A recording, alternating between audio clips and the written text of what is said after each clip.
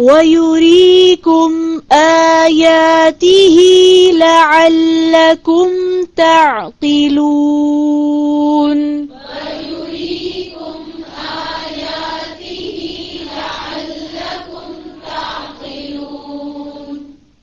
جی آیاتہ، اس کو آیاتہ نہیں پڑھیں گے، پھر سے پڑھنا ایک مرتبہ. وَيُرِيكُمْ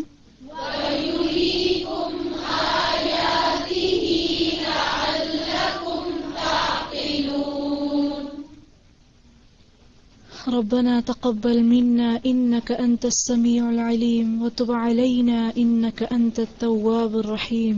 سبحانك اللهم وبحمدك نشهد أن لا إله إلا أنت نستغفرك ونتوب إليك. السلام عليكم ورحمة الله وبركاته. اللهم إني عبدك وابن عبدك وابن أمتك ناصيتي بيدك ماض في حكمك عدل في قضاؤك أسألك بكل اسم هو لك سميت به نفسك أو أنزلته في كتابك أو علمته أحدا من خلقك أو استأثرت به في علم الغيب عندك أن تجعل القرآن العظيم ربيع قلبي ونور صدري وجلاء حزني وذهاب همي وغمي.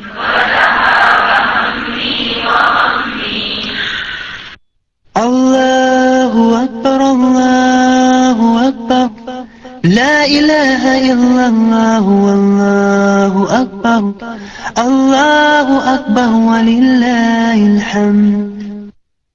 الله أكبر الله أكبر لا إله إلا الله والله أكبر الله أكبر ولله الحمد. الله أكبر الله أكبر لا إله إلا الله والله أكبر الله أكبر ولله الحمد.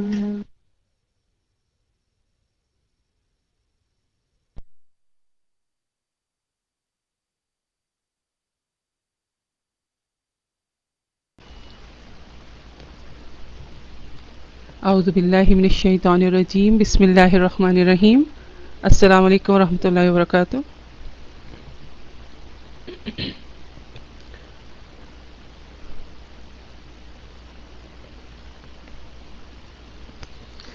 نہیں، اس میں آپ کا نام مجھے نہیں سمجھ آ رہا کیا ہے، لیکن اس میں پابندی، ہم ایکچولی پابندی تو استادوں کی طرف سے ہوتی ہے، یہ میری طرف سے نہیں ہے.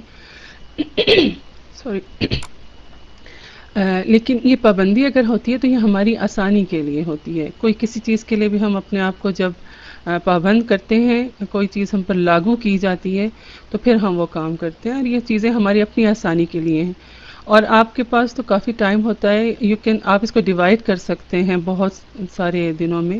تو انشاءاللہ آپ کوشش کریں کہ جتنا آپ کی اپنی کوشش کے مطابق آپ کو صلہ ملنے والا ہے انشاءاللہ. تو آپ صرف کوشش کریں، سٹارٹ کریں، انشاءاللہ اللہ تعالیٰ آپ کی مدد کرے گا. ٹھیک ہے کہ آپ کو کتنی بار پڑھنا ہے، کیونکہ آپ کی آسانی ہے. یہ دعائیں جو ہیں یہ استاذہ کی ویب سائٹ پہ موجود ہیں، انشاءاللہ آپ کو اس کا لنک بھی دیں گے. آپ کے پاس کتابیں ہوں گی، مسنون دعائیں، اور اس کے علاوہ وَإِيَّاكَ نَسْتَعِينُ جو آپ کے کورس پیکج میں ہیں. تو آپ جب ان میں بھی دیکھیں گے تو یہ دعائیں موجود ہیں انشاءاللہ. تو یہ دعا کا آپ کو یہ پتہ ہے کہ یہ دعا کیوں پلے کی گئی قرآن کے بعد؟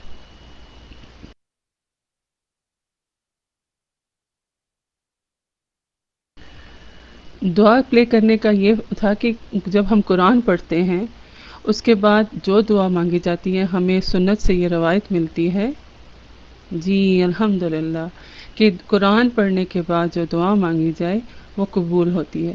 تو جو دعائیں مسنون ہیں نیچرلی ہمیں ہر دعا مانگنی چاہیے، جو جائز دعائیں ہمیں اللہ تعالیٰ سے مانگنی چاہیے، لیکن دعا مانگنی بھولنا نہیں چاہیے.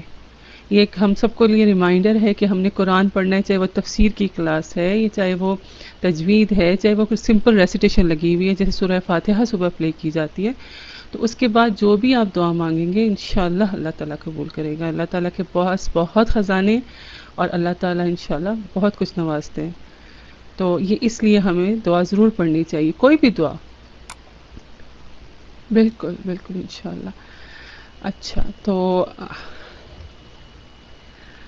مجھے آپ کے ساتھ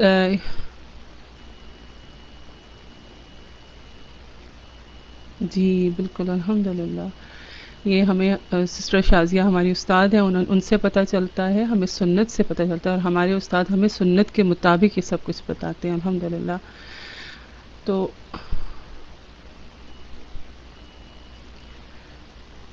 جی میرا نام رانا ہے، اور بس میں نے بھی ابھی لاسٹ ایئر ہی تعلیم القرآن کا کورس کمپلیٹ کیا ہے، اور اس کے علاوہ کچھ اور کورسز کیے ہیں، دوائی شافی حفظ کا. تو اس لیے الحمدللہ اس سفر میں ہم سب ساتھ ہیں انشاءاللہ. نیکسٹ سیشن میں مجھے آپ سے ایکچولی یہ اپنا ٹائم ٹیبل آپ سے میں نے شیئر کرنا تھا. یہ لازمی بات ہے کہ ہم سب کو معلوم ہو کہ نیکسٹ کلاس کون سی ہونے والی ہے. تو میں آپ سے ٹائم ٹیبل شیئر کر لیتی ہوں کہ آج کے ہمارے اسکیجول میں باذن اللہ کیا کچھ ہے جو ہمیں انشاءاللہ ہم سیکھیں گے. ابھی اس اناؤنسمنٹ کے بعد انشاءاللہ ہم نے کل نئی کتاب شروع کی ہے، تربیت کے لیے حوالے سے ہے، ہمارے کریکٹر کو ڈیولپ کرنے کے لیے ایک استاذہ نے ہمیں کتاب پڑھائی ہے اسلام ایک تعارف کی. ہم سب کو معلوم ہے اسلام کیا ہے، لیکن ہمیں صرف اتنا معلوم ہے جتنا کہ ہمارے ہاں پریکٹس ہوتا ہے. ہمیں اس میں بڑھنا ہے، اس میں ایکسل کرنا ہے انشاءاللہ. تو اس کے لیے ایک مسلم کا کریکٹر کیا ہونا چاہیے یہ کتاب کے تھرو ہمیں پتہ چلتا ہے. استاذہ نے بہت پیارے طریقے سے ہمیں پڑھایا ہے، اور انشاءاللہ ہم اس کو اسی محبت سے پڑھیں گے جس طرح سے کہ ہماری استاد نے ہمیں پڑھایا ہے. تو یہاں پر آج اس کا ہم انشاءاللہ کل ہم نے تمہید پڑھی تھی، آج ہم اس کا فرسٹ چیپٹر پڑھیں گے، اس کا نام ہے خدا. اس کے بعد اس کے بعد سسٹر راہیلہ ریویو کریں گی اس سیشن کا، اور پھر ہمارا ایک اور تربیت کا لیکچر ہے جو ہم مسلمان ہونے کے ناطے ہم سب میں ہونا چاہیے، وہ صلہ رحمی، جو اللہ تعالیٰ کی ہمارے سے ڈیمانڈ ہے. قرآن میں ہمیں کہا گیا ہے صلہ رحمی کے لیے. انشاءاللہ اس کے بارے میں استاذہ بتائیں گی. اس کے بعد ہماری باذن اللہ لانگ بریک ہوگی، اور اس کے بعد پھر تفسیر کا سیشن ہوگا، اور سسٹر شازیہ کے پاس اگر آ سکیں تو سسٹر شازیہ کے ساتھ ریویو ہوگا. جی یہ کورس میں کتاب تو ہے، سسٹر راہیلہ ہی آپ کو صحیح زیادہ بتا سکتی ہیں، لیکن اس کے بارے میں یہ ہے کہ یہ کتاب اس میں کوئی ٹیسٹ نہیں ہوگا جہاں تک میرا علم ہے. لیکن اس کے لیے سب سے بڑی بات یہ ہے کہ آپ سے کلاس میں پوچھا جائے گا، آپ کے گروپ میں بھی شاید جو آپ کی انچارجز ہیں وہ اس کے بارے میں پوچھیں، کیونکہ یہ آپ کی سیلف کہہ لیں، آپ کو اپنے خود کو اچھا مسلمان بنانے کے لیے کیا کچھ کریکٹر میں ہونا چاہیے وہ چیزیں ہمیں اس میں پتہ چلتی ہیں. تو اس کو پلیز ضرور سنیں اور بہت اس کے نوٹس بھی بنائیں، کیونکہ انشاءاللہ آپ نے آگے بھی پہنچانی ہے یہ بات. بالکل بالکل، اور یہ ہمارے لیے اس لیے ضروری ہے کہ ہمیں ہر سٹیج پر ہمیں کسی نہ کسی ہیلپ کی ضرورت ہوتی ہے. یہ نہیں کہ مجھے آج آ گیا تو مجھے اس کی ہیلپ نہیں چاہیے. مجھے ہیلپ ہر وقت ضرورت ہے کہ مجھے کیا بات کس طرح سے پہنچانی ہے، اور میرے اندر کیا چیز ہوگی کہ میرے کہے بغیر کوئی دوسرا جان لے گا کہ یہ اللہ کا بندہ ہے. ٹھیک ہے انشاءاللہ. تو اب ہم نیکسٹ سیشن کی طرف چلتے ہیں.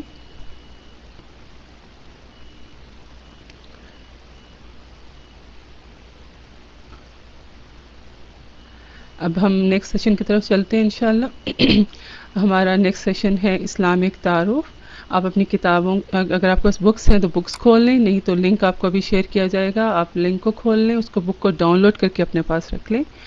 اور اس کا چیپٹر کا نام ہے خدا، اور استاذہ فرد ہاشمی انشاءاللہ ہمیں سکھائیں گی. السلام علیکم ورحمۃ اللہ وبرکاتہ.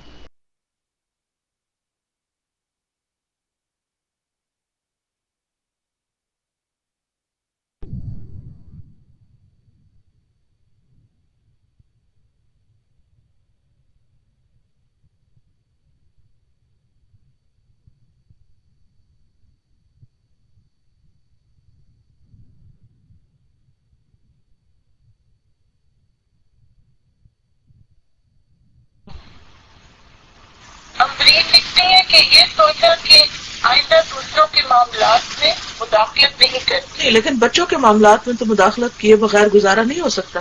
باقی لوگوں کے ساتھ مداخلت نہ کریں، لیکن جن لوگوں کے ساتھ آپ ایک گھر میں رہ رہے ہیں ان سے مداخلت سے کیسے پرہیز کر سکتے ہیں؟ مثلا اگر وہ غلط کام کر رہے ہیں تو آپ کو مداخلت کرنی ہوگی کہ وہ غلط کام نہ کریں. صاحبہ یہ صبا نے لکھا ہے کہ کل میں سارا دن ہر وقت اللہ کی مدد مانگتی رہی. یعنی انہوں نے کل کے سبق میں یہ سیکھا تھا کہ ہر معاملے میں اللہ کی مدد مانگے، اور اسی چیز نے ان کو ہیلپ کی کہ بچوں کے ساتھ اپنا معاملہ اچھا رکھے. الحمدللہ آپ سب کی اچھی کوششیں ہیں، لیکن پھر بھی میں یہ چاہوں گی کہ آپ لوگ مزید غور سے سنیں اور اہم چیزوں کو اپنے پاس نوٹ ڈاؤن کریں، کتاب کو بھی انڈر لائن کریں جہاں کوئی اہم چیز ہو، اور اس کے ساتھ ساتھ الگ ڈائری بھی بنائیں جس میں آپ یاد رکھنے کی ایک بات لکھیں، کیونکہ بعض اوقات ڈائری بھی اتنی لمبی لکھی جاتی ہے کہ اس میں پھر دوبارہ پڑھنے میں بھی مشکل ہو سکتی ہے.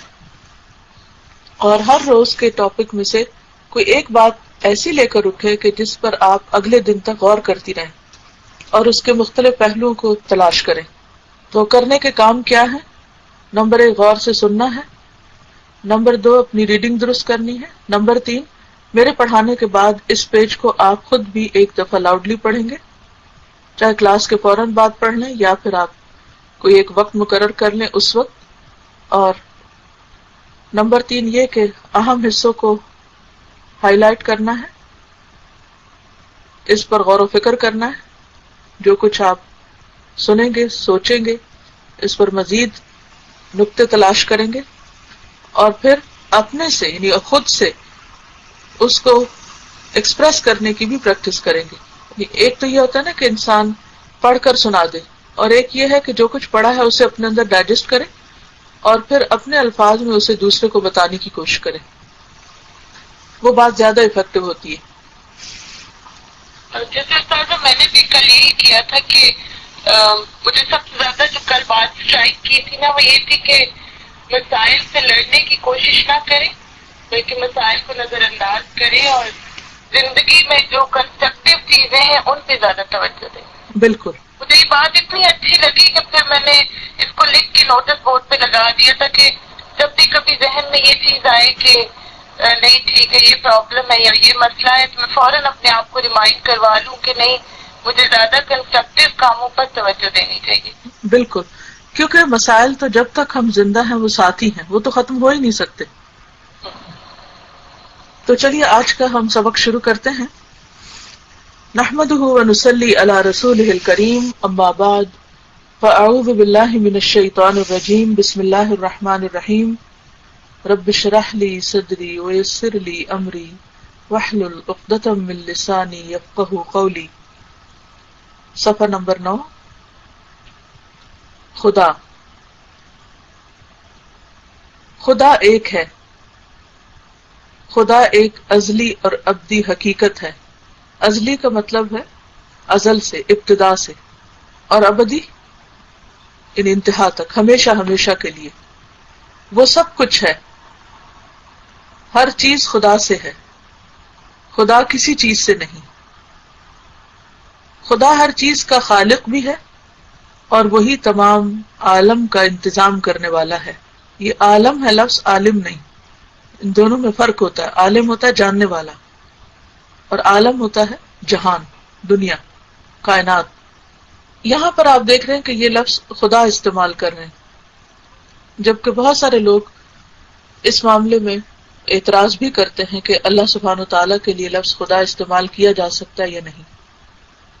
بات یہ ہے کہ چونکہ انہوں نے یہ کتاب صرف مسلمانوں کے لیے نہیں لکھی، یہ کتاب غیر مسلمز کے لیے بھی ہے، اور بسا اوقات غیر مسلمز کو اگر ہم اپنی ٹرمینالوجی میں بات کرتے ہیں تو ان کے لیے بات سمجھنا مشکل ہوتا ہے. صرف لفظ جو ہے خدا کا، اس میں کوئی ایسی قباحت نہیں ہے. خدا کا لفظی معنی ہوتا ہے جو خود بنا، کسی نے اس کو نہیں بنایا. مسلمانوں کے لیے اللہ سبحانہ وتعالیٰ کے لیے لفظ اللہ ہی بہتر ہے، ہمیں اپنی روزمرہ زندگی میں اسی کو استعمال کرنا چاہیے. لیکن اگر کسی وقت آپ کسی نان مسلم سے بات کر رہے ہیں تو آپ نے دیکھا ہوگا کہ ان کے سامنے اگر یہ لفظ پروناؤنس کیا جائے یا وہ بولنے کی کوشش کریں تو بعض اوقات مشکل بھی ہوتی ہے. تو دوسرے کو سمجھانے کے لیے ایسے الفاظ کا استعمال کیا جا سکتا ہے جن میں بذات خود کوئی قباحت نہ ہو، کوئی غلط معنی نہ ہو. خدا جو ہے یہ فارسی کا لفظ ہے اور اردو میں بھی استعمال ہوتا ہے. ریسنٹلی مسلمانوں میں کچھ لوگ اس معاملے میں بہت ہی اوور سینسٹیو ہو گئے ہیں اور انہوں نے اس لفظ کے استعمال کو بین کر دیا ہے یا یہ کہ معیوب سمجھتے ہیں، جبکہ میرا ذاتی خیال یہ ہے کہ اس لفظ کے اندر کوئی خرابی نہیں ہے.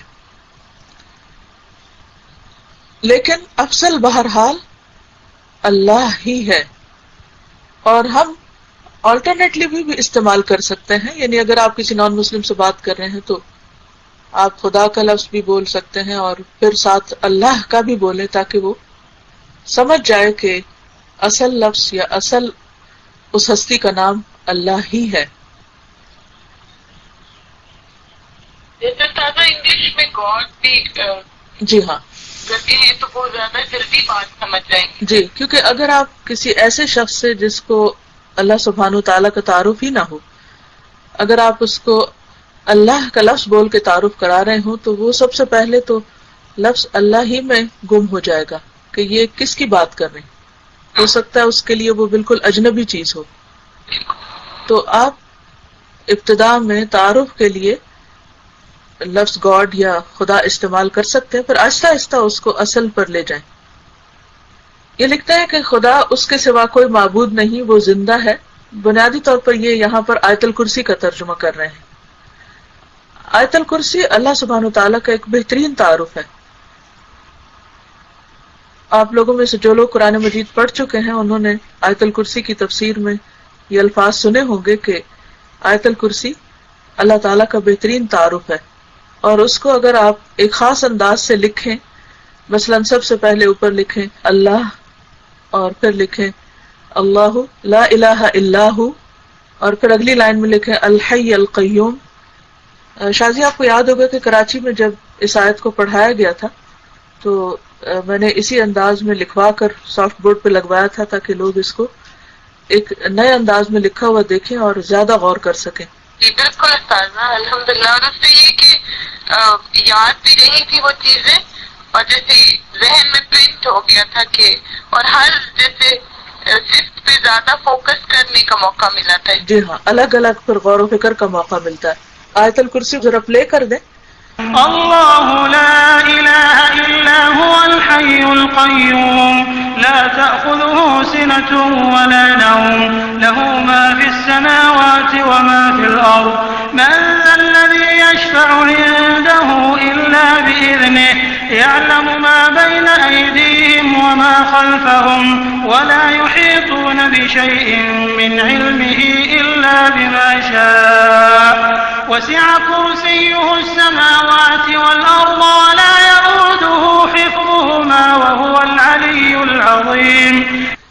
اور پھر اس کا جو پرنٹ ہے میں بھی ویب سائٹ پہ کہیں ہو، یعنی اس خاص انداز سے آیت الکرسی لکھنے کا، وہ پھر ان کو فراہم بھی کیا جا سکتا ہے تاکہ یہ لوگ بھی اپنے سامنے اس طرح لکھ کے لگا کر ایک ایک صفت پر الگ سے غور کریں.